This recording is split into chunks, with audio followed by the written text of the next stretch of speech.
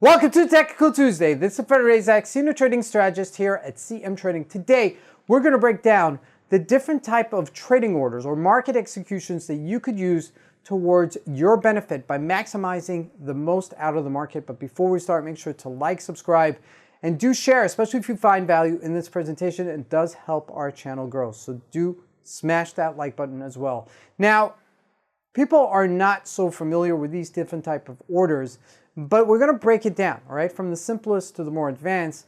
And simply speaking, everybody's familiar with buying something, right? You place a buy order. Doesn't matter what. You are on Amazon or you're, buying something online, right? You buy something and then you could also sell it.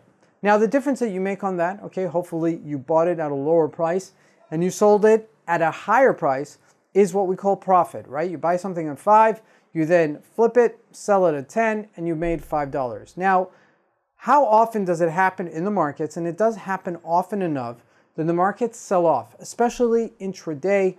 The markets have had sell-offs. Now, the markets have had major sell-offs between 2 to 3 times every 10 years, okay? That's the going rate for it. Now, we're talking about something more than 2% or 3% of what the market is selling at any given time, that they have these massive sell-offs. And they create some tremendous opportunities. Number one, on the downside, yes, you can make money when the markets are going down, but also on the subsequent side that happens afterwards. So how do you make money when the markets are going down? So there's something called selling short, okay? So for example, if I was to have this iPhone, right? And you said to me, Fred, could I borrow this iPhone? I said, sure. You have a good faith deposit with us. I'll lend you this iPhone. And you've taken this iPhone and you say, listen, what's the going rate for this market price? But I think iPhones are going to actually go down in price. So I'm going to borrow this from Fred. And let's say it wasn't personalized. It was just a generic iPhone. I never used it before, right? So it's completely in the box still. And so you sold it in the marketplace, right? And you sold it, let's say, for $500. Just as an example. I know it's more, but you sold it for $500. And you were in the marketplace and you saw that the market price was going down. And we had a certain time limit of how much I was going to lend you this, let's say for a month. And within the month, you found, after selling it for $500, somebody that was willing to sell it to you for $400 because the market price had gone down. So all I care about is getting my iPhone back. But you, who sold it in the marketplace at $500 and had waited for the market price to go down, you bought it again in the marketplace at $400. And remember, you're only giving me back my iPhone, right? You're not giving me back that $500 that you made, right? You sold it for $5 and then you bought it back at $4 and you've made that $100 in your pocket, okay? So that's just an example of selling short. Now, this happens automatically. You just press the sell button and you wait for the price to go down. And then instead of selling it again because you sold it already, right? You buy it, okay? So it's selling short and then buying. Just like you buy something and then you sell it.